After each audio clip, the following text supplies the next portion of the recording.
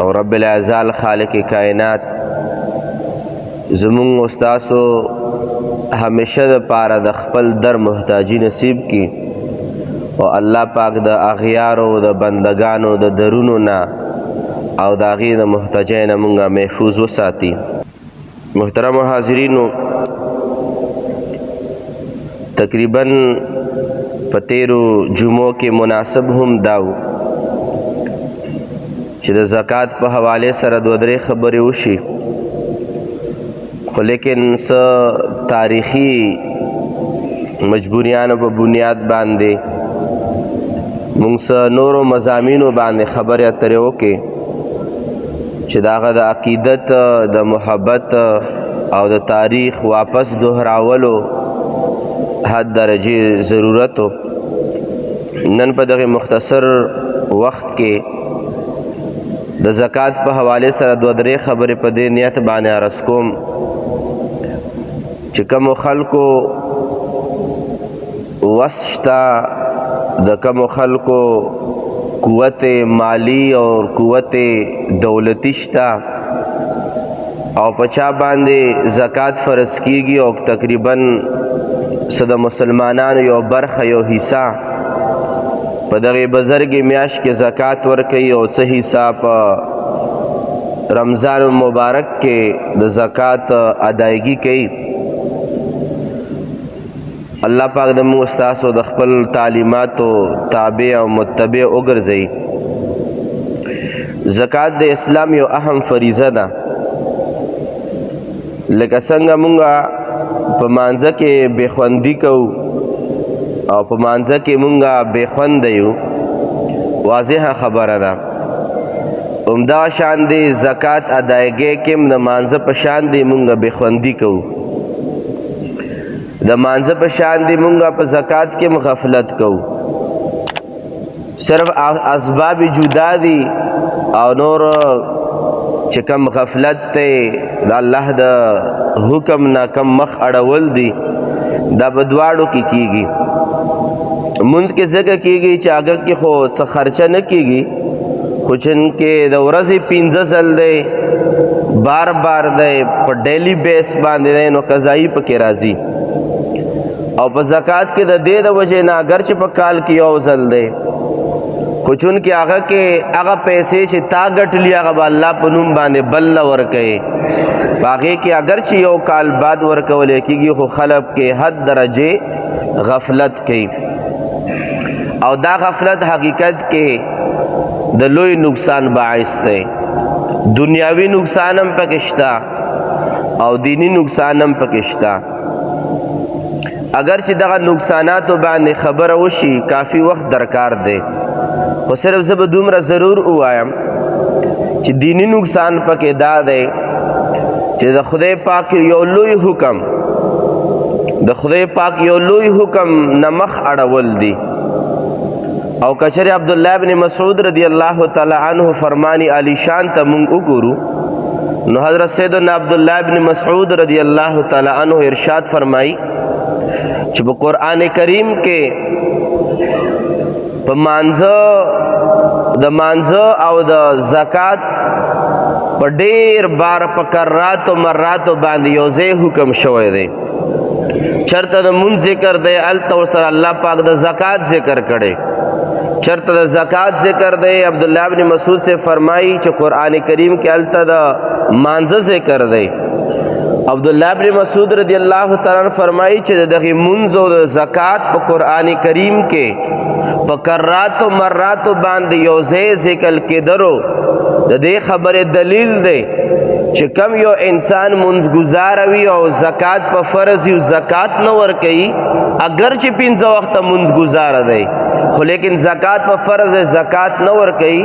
خدای پاک یې هغه شته شوي منځونه هم نه قبلوي. او یو کس دی هغه بالکل په پابندۍ باندې په لکونو زکات ورکوي،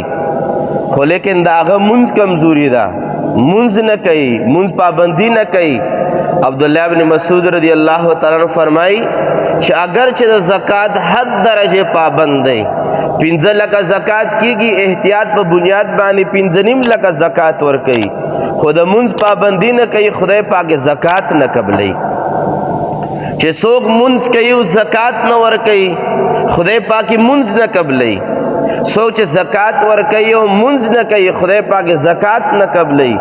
دا هغه اسلام د ټول نه لوی نقصان دی چې څوک زکات نه ورکوي نو دې وجې نه عبدالله ابن مسعود رضی الله تعالی عنہ فرمایي چې اگر چې مختلف قسمه کچري آیاتونو ته مونږ وګورو دا قرآن کریم د آیاتونو مبارکو باندې مونږ نظر واچو په مختلف قسمه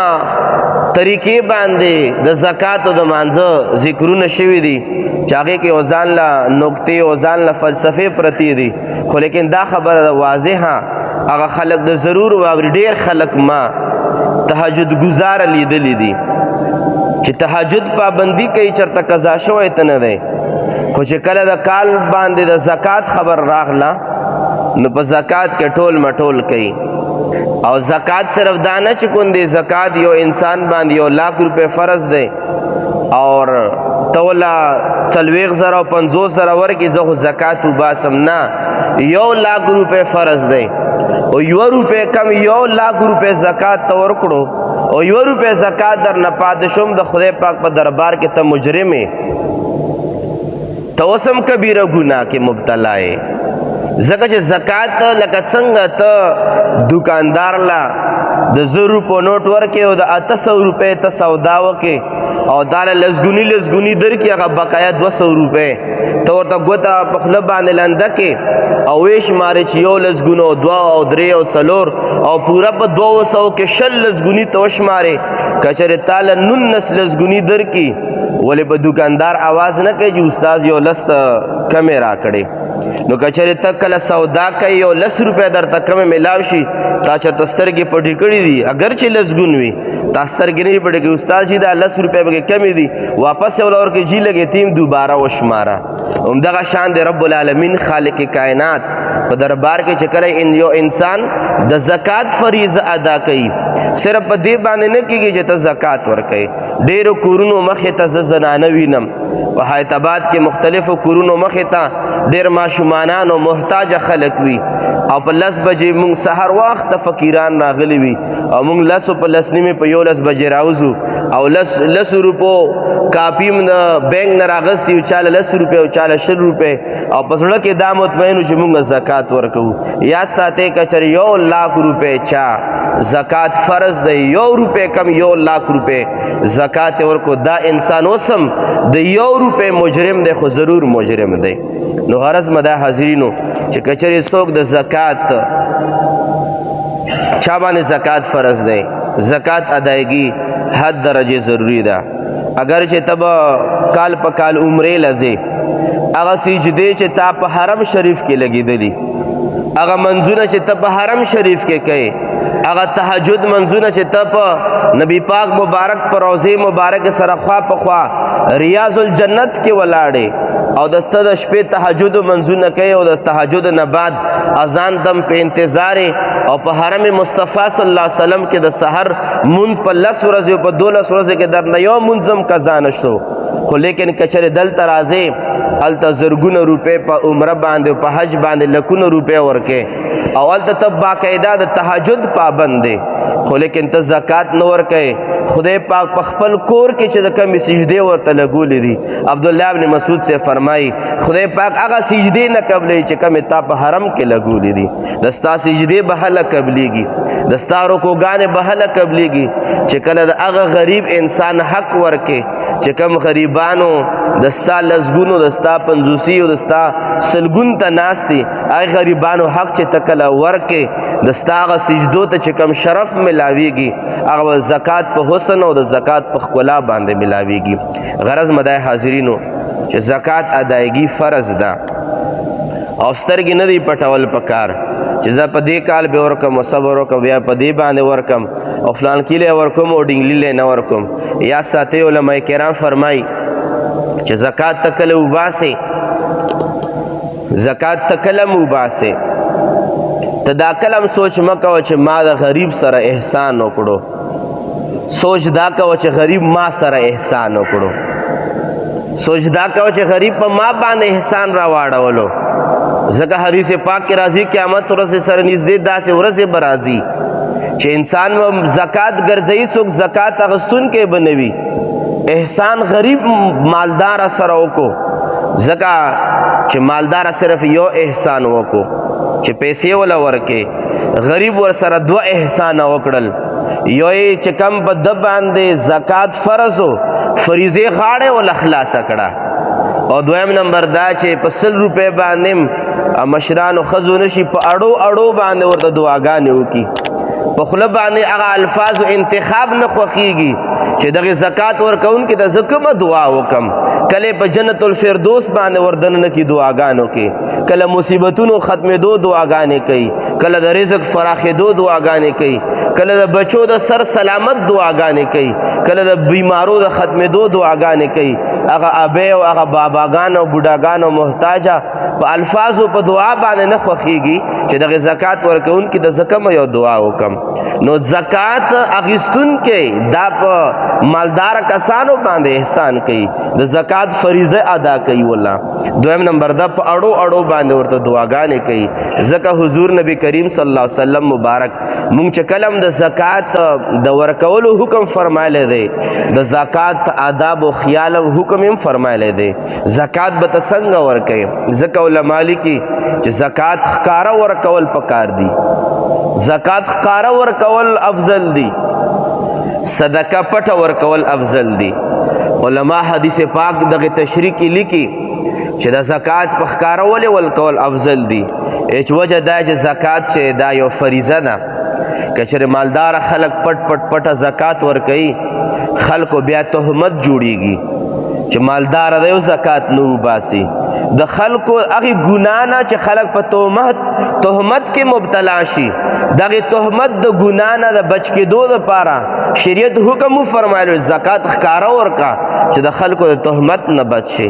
د خلکو د زبان تیزۍ نه بچ شي، د الفاظو ګلابارۍ نه بچ شي. زکات په ښکاره باندې ټولو خلکو له ورکړه، ریا پکې مه کوه خو تهمت نه ځان بچ کا. او صدقه پټه ځکه ورکړه چې حدیث پاک کې راځي چې دا صدقه دومره زیاته پټه ورکړه چې ته په ښي لاس باندې ورکوې د ستا ګس لاس خبر نشي. ځکه چې هغه صدقاتو کې انسان چې کله انسان صدقات ورکوي د باندې فرض نی صدقات ورکي، د نفلی ورکي، نو شیطان حمله کوي چې خلک درته ښه سړی ووایي، خلک درته سخی سړی ووایي. دې وجې نه صدقه پټه ورکول پکار دي چې صدقه کې چې کومه ریاکاري راځي، کومه کبیره ګناه سره انسان مخامخ کېږي، هغې ګناه نه انسان بچ شي. غرض مدای حاضرینو چې موږ معاشره کې وینو ګورو چې ډېرو خلکو باندې زکات، زه خپله یو تجزیه لرم، غلط هم کیدی شي، خو زه دا وایم چې که حیات آباد اوسیدونکو خلکو چې کم حیات آباد کې کم خلک اوسیږي، که چېرې دغې په حقیقي معنو باندې دغه مالدار چا باندې زکات کیږي، که چا باندې 15,000 روپے زکات فرض دی، او که چا باندې 15 لک روپے زکات فرض دی، او که چا باندې 15 کروڑ روپے زکات فرض دی. زه په دعوی سره دعویلی شم که چېرې صرف اور صرف په حیات آباد کې خلکو صحیح معنی باندې چې 100 روپے زکات فرض دی، دومره زکات به پېښور کې تقسیمولی، په پېښور کې به یو غریب انسان نه وی پاتې شوی، یو سوالګر به تا په غونډ پېښور کې نه وی لیدلی. که چېرې صرف او صرف د حیات آباد مسلمانان په صحیح معنا باندې زکات تقسیم کی، تا به چېرته پېښور کې په پېښور سیمه باندې تا به چېرته ډاکو نه وی لیدلی، تا به چېرته غل نه وی لیدلی. ځکه د زکات په فلسفو کې یو فلسفه همدا ده چې کله محتاجه کله غریبه انسان د خپلو بچو هغه ژړا وویني، د خپلو بچو په ماښام کې هغه دردېدلې ژړا واوري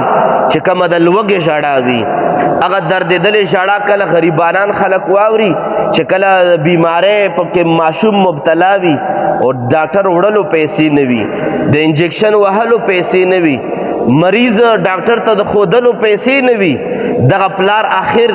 دغه زوی ژړای او دردی. دغه پلار ضرور د خپلو بچو هغه دردېدلې ژړا په دې باندې راوچت کي چې د بل مسلمان زوی به د پرایویټ اسپتال لذي فیس ورکول شي انجکشن وهلی شي ټیکسي نیولی شي که ډاکټر ورته پریز ولیکي پریز خوراک ورته راوړلی شي دغه غریب انسان اخر راوچت شي چې ولې زه بنده د الله نه یم اخر راوچت شي هغه زکات چې کم الله پاک په صحیح طریقې باندې فرض کړی غلې در نه بیا په زور باندې واخلي غلې در نه په ډاکه باندې واخلي هغه غریب انسان محتاج شي کله جیب وهي کله د چا نه تمانچه واخلي او په لارو کوڅو کې موټرسایکل باندې ګرځي او د خلکو نه موبایل واخلي دا غریبانان خلک دي دا محتاج میجورټي اکثریت د دغه خلکو غریبانانو خلکو دی چا خو پیشه ګرځولې د چا دغه ډاکا دغه غلا دا پیشه ګرځولې ده خو لیکن یاد ساتئ څه داسې خلک هم په دغه ډاکوانو کې په دغه جیب کټ کوونکو کې داسې خلک هم شته چې هغه د بچي ژړا دې ځای ته رارسولي دي د بچي هغه دردونو د بچي بیماریانو دغه حد ته رارسولي دي ولې دا غریبه خلک ولې ډاکوان شول غریبه خلک ولې جیبونه کټ کوي غریبه خلک ولې د خلکو وینې تویوي هغه د خپل بچي آواز د دردون والی په غوږ کې بار بار تاویږي را تاویږي آخر دې حد پر راورسي مجرم څوک شو د معاشرې هغه انسان نه غلا وشي چې هغه باندې زکات نه فرض د دغه موبایل چا یوړو ډاکه یې وکړه موټرسایکل باندې خلک رالل په زور باندې د خلکو نه ماشومان نه موبایل هلکان نه موبایل واغستو مجرم څوک دی مجرم دغه موبایل چې چاو تختول نو دا مجرم دی نه تختونکی مجرم دی مجرم د معاشرې او مجرم د الله پاک هغه انسان دی چې چا باندې زکات فرض دی او زکات نه ورکوي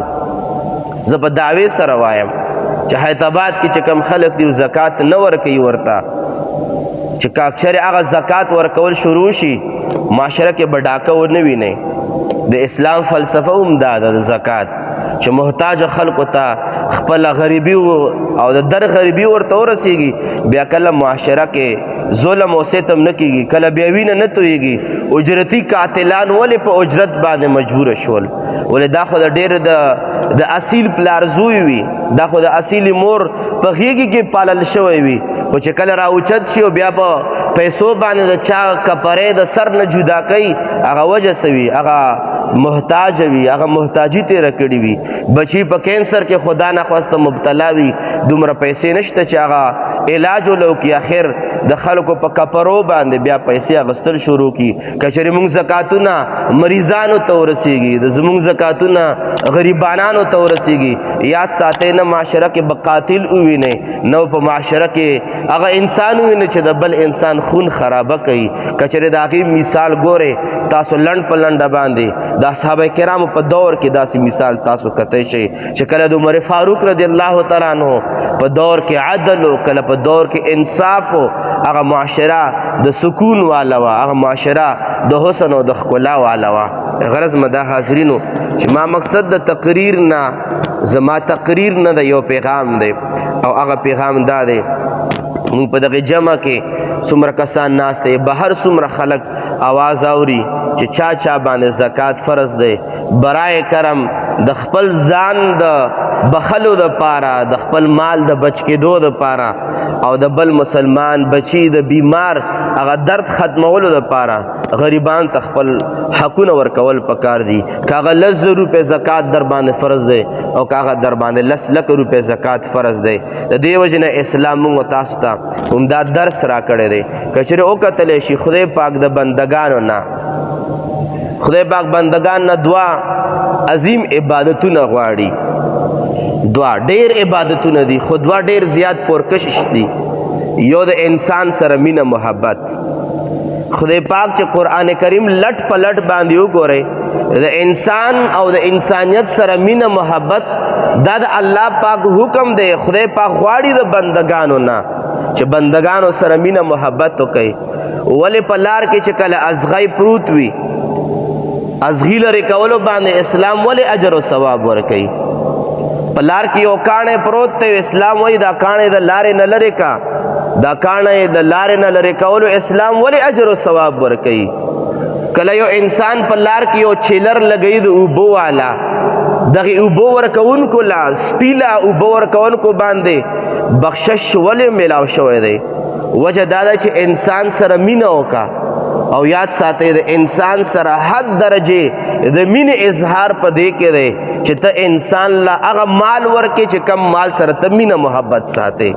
او دغه محبت اظهار په زکات په صورت کې کیږي ځکه د انسان سره مینه محبت دا د الله پاک حکم دی او په زکات ورکولو کې د دغه مینې محبت اظهار ټول نه احسن طریقې باندې کیږي چاله چې سم ورکې محبت دی خو چې چاله مال دولت ورکې دا حد درجه انسان سره مینه محبت دی او د انسان سره مینه محبت دا د په زکات په صورت کې ډیره په ښې طریقې باندې ځکه علما د زکات فلسفه هم دالی کی چې خدای پاک د انسان د یو بل سره د مینې د محبت رشتہ قائمول غواړي هغې دپاره خدای پاک زکات فرض کو چې کله ته چاله زکات ورکوې د زړه نه پوښتنه وکړه د ستا په زړه کې د هغه په زړه کې د ستا دپاره څومره مینه پیدا شي د ستا د قسمه قسم کارونو باندې دا انسان په کار باندې راتله شي او دویم نمبر سیز چې خدای پاک د بندگان نه غواړي د انسانیت ته محبت سره سره خدای پاک دا غواړي چې ما سره مینه وکړي ما سره مینه وکړي خدای پاک خپله مینه غواړي او د خدای پاک د خپلې مینې د ټول نه لوی دلیل دا دی چې قرآن کریم فرمایي لن تنالوا البر حتی تنفقوا مما تحبون الله پاک فرمایي تاسو نیکۍ ته د ما مینې ته هغه وخته پورې نشئ را رسېدی څو پورې تاسو د ما په مینه کې هغه څیز تقسیم نه کوئ هغه څیز ور نه کوئ چې کوم څیز سره تاسو مینه محبت ساتئ موږ د څه سره مینه محبت ساتو موږ د مال سره د دولت سره ورور د دولت نشاته پلار د دولت نشاته مور د دولت نشاته بچی د دولت نشاته هر سنه زیات مینه انسان د مال او دولت سر ساتي او خدای با فرمایي د ما مینه به تاسو ته هله نصیب کیږي چې کله تاسو هغه سیز ما په نوم باندې خرج کړئ چې کوم سیز سره تاسو د هر چا نه زیاته مینه محبت ساتئ چې هغه مال او دولت دی خدای پاک د خپلې مینې دپاره د زکات حکم فرمایلو چې تاسو زکات ورکئ بنده سره مینه د الله حکم دی د خدای پاک سره مینه دا د الله حکم دی او د بنده سره مینه د خدای پاک سره مینه دا چې انسان په ژوند کې راځي دا په زکات په ورکړې باندې راځي او کچېرې تیر په تیره باندې مونږه نور د مفسرینو او د فقهای کرامو دغه خبرو باندې غور وکړو چې رب العالمین خالق کائنات ډیر سیزونو نه منع فرمایلی ده خو دوه سیزونه داسې دي چې خدای پاک په سختو په ساده او په الفاظو ټکو باندې موږ تاسو ته حکم فرمایلی دی په لنډو الفاظو کې یو انسان په مزاج کې هرس پروت دی انسان په مزاج کې هرس پروت دی خدای پاک هرس ختمول غواړي د بنده نه او هرس د ختمېدو دپاره خدای پاک زکات فرض کړو اگر چې تفصیلی گفتگو ده او دویم نمبر سیز انسان په دننه اندرون کې تکبر پروت دی لویی پکې پرته ده انانیت پکې پروت دی خدای پاک د دغه انانیت تکبر غرور لوی ختمېدو دپاره رب العالمین زکات فرض کړو چې کله ته زکات ورکوې ته به هرسناک نه وي د ستا هرس به خود ختم شي او چې کله ته یو غریب انسان ته ودرېږې او یو محتاج انسان له ته ودرېږې او ته له په خپل لاس باندې زکات ورکوې د ستا د تکبر دروازې په دې باندې ماتېږي د ستا د تکبر چې کوم بام دی په دې باندې ماتېږي چې ته یو غریب انسان سره معامله وکړې او هغه معامله هم د زکات معامله وکړې رب العالمین هرس هم ختمول غواړي تکبر هم د انسان ختمول غواړي او د هغې تکبر او د هرس د علاج فقهای کرامو صوفیه کرامو په فلسفو کې ښودلی هغه دا چې انسان کله هم زکات ورکوي دا انسان کله تکبر نشي کولی ځکه چې دا غریب ته ودرېدو مسکین ته ودرېدو مسکین له په خپل لاس باندې پیسې ورکړې تھوړه یې وله ورکړه راشن یې وله ورکړو بیمار له پیسې ورکړې دعایي وله ورکړه د انسان د زړه نه رب العالمین تکبر وباسي ځکه رب العالمین خالق کائنات په ډېرو وجوهاتو و بنیاد باندې زکات فرض کړی دی خو لیکن زه به بیا یو شکوه به ضرور وکم لکه څنګه مونږه 5 وخته منځونو کې ډېر نالایق یو ډیر بیکار یو پکې د یو دکان د پاره یو جنرال سٹور د پاره مونږ منځونه قضا کولی شو د ډیرو خبرو د پاره مونږ منځونه قضا کولی شو لکه څنګه مونږ منځ کې نالایق یو دارنګه زکات ورکولو کې هم نالایق یو او چې څوک هم د زکات په فرض یو زکات نه ورکوي هغه پیسې یا په بیماری باندې بیا لګي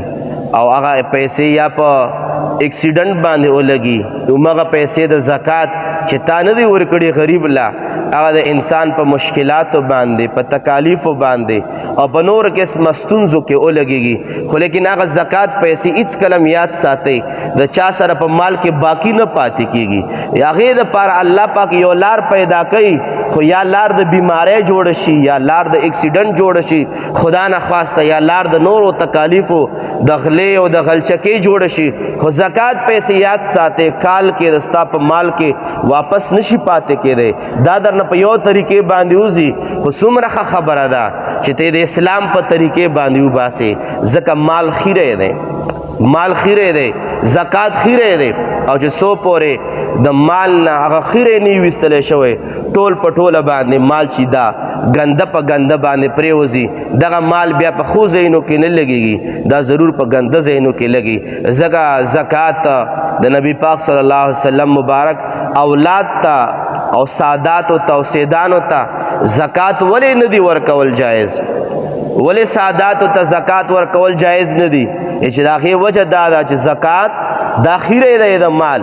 او دا نبی پاک مبارک اولاد دا پاک خاندان دی پاک خاندان لخیره نشي ورکولی اغلب اس احسانات به ورسره کوي ځکه چې دوی مبارک و نیکه جناب رسول الله صلی الله علیه وسلم مبارک په کل عالم باندې احسانات دي ځکه به د ساداتو له زکات نه ورکوي هغوی له به هدیه او تحفې به وله ورکوي ځکه چې زکات دا د مال خیره دی او چې خیره کال په کال په مال کې جمع کیږي کال په کال په مال کې جمع کیږي نو د هغې به یو مثال عرض کوم په دې باندې خپل خبرې ختمول غواړم چې کله به کومه کمره کې په روزانه یا په هر دویمه ورځ باندې جارو نه والی کیږي او روزانه دا ګرد او دا خیره جمع کیږي چې کم کور نه کډه یوړلی شي او میاش بعد هغې کور له کډه واپس راوړې د ستا د هغې پاکې کمرې چې په کومه کمره کې ته خپله استوګ نه کوې ژوند پکې تیری د هغې د کمرې د ګردونو د خیرو څه حالي په یو ورځو په دوه ورځو کې هغه کمره پاکیږي نه ولې ځکه چې په ډیلی بیس باندې خیرې نه دی استفا شوی همدغه شان دی چې کال په کال باندې تا باندې زکات فرض دی په یو کال هم ونه باسې او که زکات وباسې نیم وباسې او نیم ونه باسې پوره حساب و کتاب ورته ونه کې په پړو سترګو باندې زکات وباسې فرض 1,00,000 روپۍ دی وباسې 80,000 روپۍ دا 10,000 روپۍ خیره واپس پاتې شو په بل کال باندې بیا پاتې شو په بل کال باندې زکات خیره بیا پاتې شو آخر بداسي چې د خیره هر شی بلاک کوي جام کوي دستا کاروبار بم بلاک شي دستا روزگار بم جام شي تا باندې به قرضونه راشي بیا په لارو په ګودر باندې انسان نه پوهېږي وروستو انسان بیا سوچ شي چې ما زکات نه ورکړی بیا لاس کې پیسې وي نه چې زکات ورکړي وله د دې د وجې نه حاضرینو خبرې اترې ډېرې زیاتې خو په یو دردمندانه اپیل درته کومه چې چا باندې زکات څومره فرض دی حساب کول پکار دی پورا کاؤنټینګ پکار دی چې ما باندې زکات څومره فرض دی دا مو دکان دی دا مو پراپرټي ده دا مو دادي دا مو دادي ټولو پیسو حساب پکار دی ما باندې څومره زکات ما باندې څومره قرض دی قرض ویستل ته پکار دی ما باندې څومره زکات فرض کیږي یو په یو روپۍ باندې زکات ولا ورکړي د قرآن کریم وعده ده د خدای پاک فرمان دی د رب ذوالجلال وعده ده چې ويربي الصدقات انسان چې زکات ورکوي رب العالمین فرمایي په زکات ورکولو باندې پیسې کمیږي نه رب العالمین خالق کائنات فرمایي زکات ورکولو باندې پیسې زیاتیږي دا د خالق کائنات پیغام دی مونږ په رب باندې ایمان دی د رب په کلام باندې مونږ ایمان دی هر څومره مونږ زکات وباسو خدای پاک فرمایي کمیږي نه خدای پاک فرمایي کمیږي نه خدای پاک فرمایي زکات ورکولو باندې مال زیاتیږي کمیږي نه دا زمونږ ایمان دی قرآن کریم باندې لہذا دردمندانه اپیل کوما چې چا باندې زکات فرض دی او په رجب میاشت کې په دغه زبرګه میاشت کې څوک هم زکات ورکولو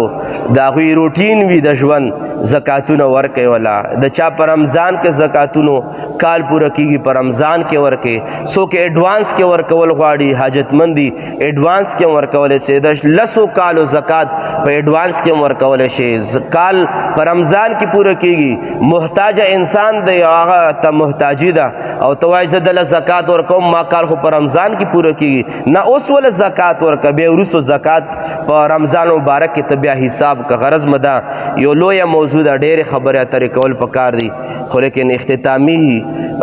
پیغام به دا عرض کم چې چا باندې زکات فرض دی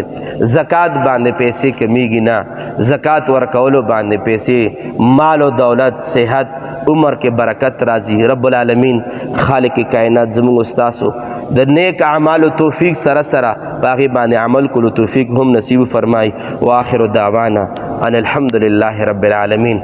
یا رب کائنات اے خالق کائنات زمونږ دا دوه درې خبرې په خپل جناب کې قبول و منظور فرمای رب کریمه د ستا په دین باندې عمل کول دا د بندگانو د توفیق او د وس کار نه دی خدای پاکه توفیق هم د ستا د طرف نه دی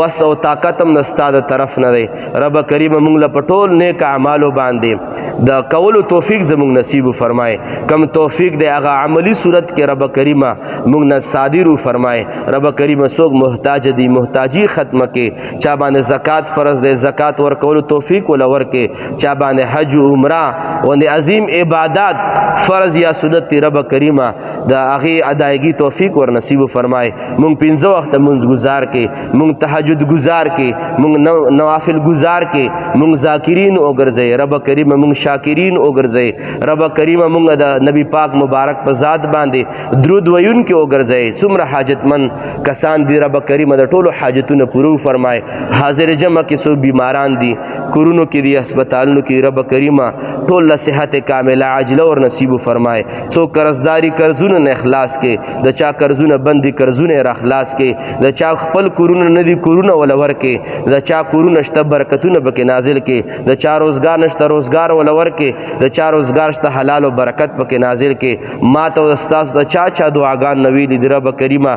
د ټولو نیک حاجتونه پوره فرمای مبارکه میاشت د شب معراج پم را روانه ده رب کریمه مبارک ورځې دي زموږ د زندګۍ حصہ جوړه شوې ده د روژو توفیق زموږ نصیب کې د ذکر اذکار توفیق زموږ نصیب کې د ستا د در نه ډېر خیر حاصلولو اسباب و اعمال زموږ نصیب فرمای وصلی الله تعالی علی خیر خلقه محمد و آله و اصحابه اجمعین برحمتک یا ارحم الراحمین